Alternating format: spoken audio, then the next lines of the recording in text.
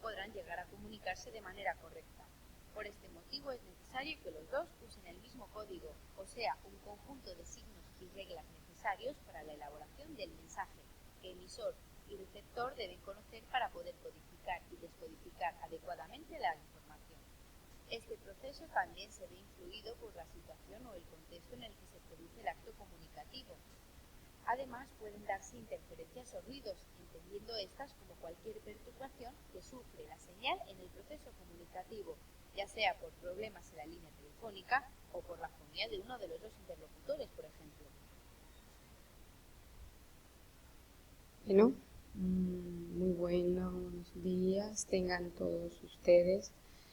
El haber visto este video nos sirve para poder refrescar la memoria, poder darnos cuenta y asimilar y entender de alguna manera todos los cambios y procesos que ha tenido la comunicación para ir evolucionando hasta tal punto llegar al momento en donde está ahora, a la cúspide en donde está ahora. Muy bien.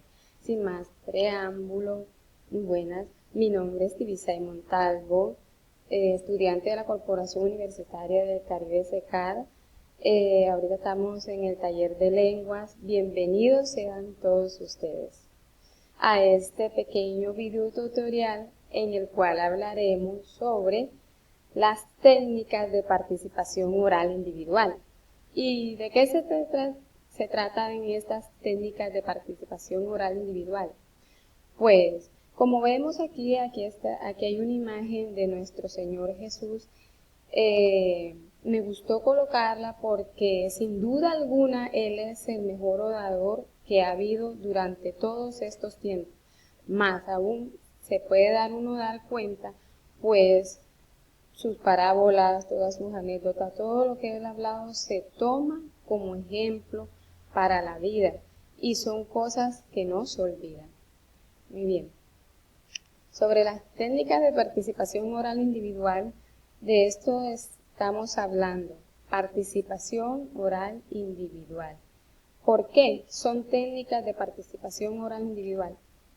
Pues como vemos aquí la charla, la conferencia y el discurso son técnicas las cuales se exponen de manera individual. Como primera técnica de participación oral individual tenemos la charla. Es una reunión donde un expositor brinda la información y dialoga con el resto de su audiencia. Su objetivo es transmitir la información y crear un estado mental o una opción. Una charla puede ser también una disertación oral ante un auditorio, a diferencia de otro tipo de disertaciones como lo son las conferencias. Muy bien, entonces la charla permite también que los participantes hagan preguntas, al igual que el mismo expositor.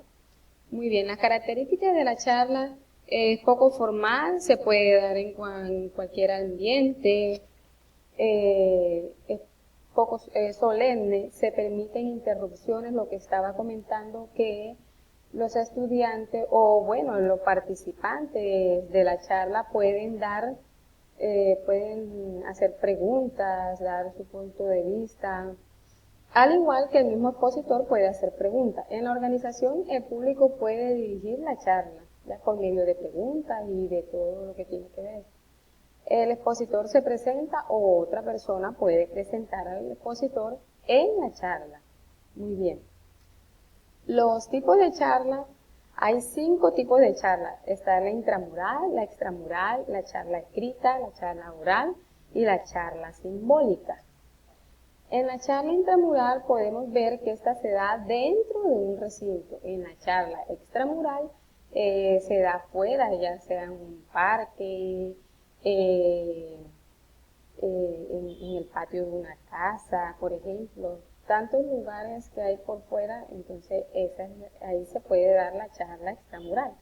Ahora la charla escrita, como podemos observar, es la que se da por medio de la escritura.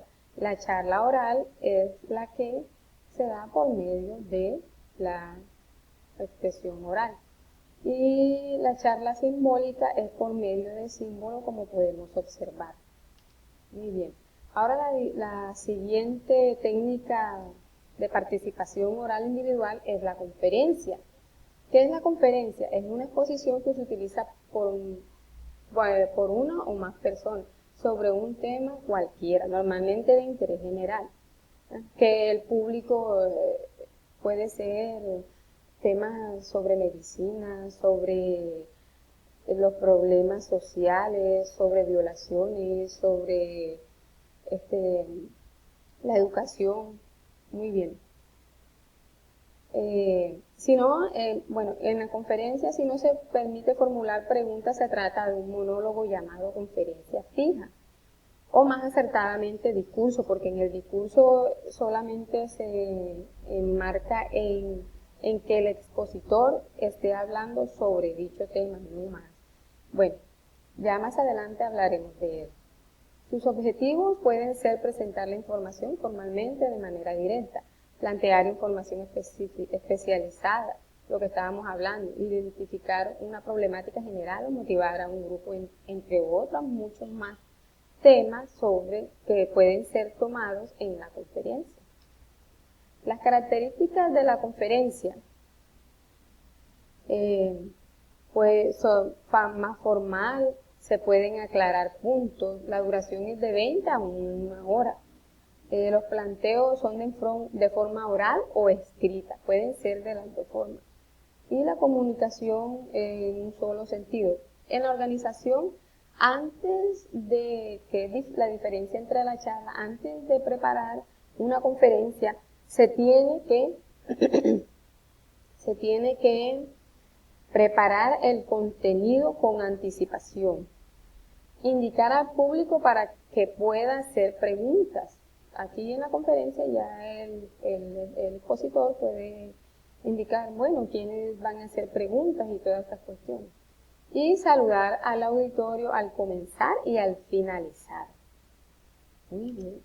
Ahora, los 4 tipos de conferencias están en el campo educativo, que son las que se dan ya sea en las universidades, en los colegios, en las instituciones, en todas estas áreas de educación. En los lugares de trabajo, ya sea que el mismo jefe o que los mismos compañeros hagan este tipo de conferencias. En las que brindan las personas conocidas o los famosos. Y la última son las que brindan los científicos, los especialistas, y todo lo que tiene que ver en el campo de la medicina o en el campo, ya sean otros diferentes tipos de campos. Muy bien. Ahora, la última es el discurso.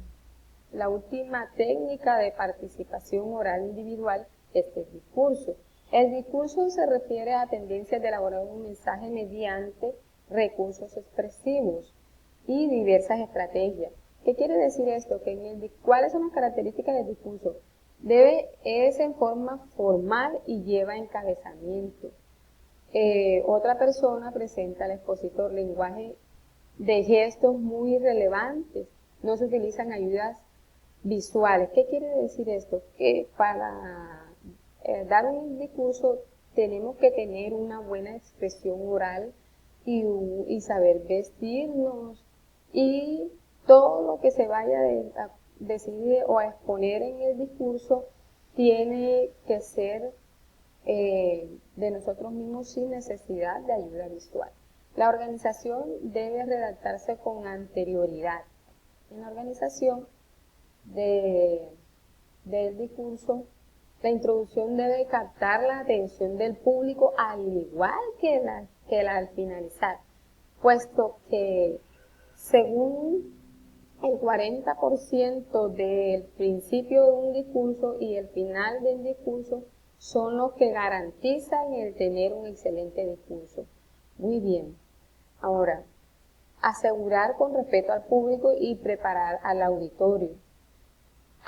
Lo que estamos diciendo, al finalizar el orador puede retar o hacer requerimientos a la audiencia. ¿Qué quiere decir esto? Puede hacer preguntas o puede dejar una pregunta abierta para que el público piense si sí se puede, entonces sí podemos hacerlo.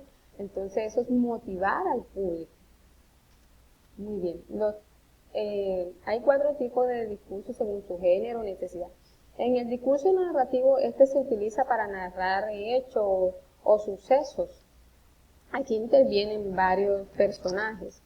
Muy bien. En el discurso expositivo, en un texto cuya finalidad es entregar la información al receptor. Está el discurso descriptivo y el discurso argumentativo. Aquí vemos unas imágenes que en el discurso narrativo se utiliza para eso, para narrar sucesos ya sea reales o ficticios, y se utilizan varios personajes. Aquí en el discurso expositivo, este se utiliza para, se da por medio de un texto en el cual se le brinda la información a la audiencia. En el discurso argumentativo estamos viendo que aquí este se da por medio de una discusión en el cual uno tiene su idea, su punto de vista y lo tiene que reafirmar o reforzar.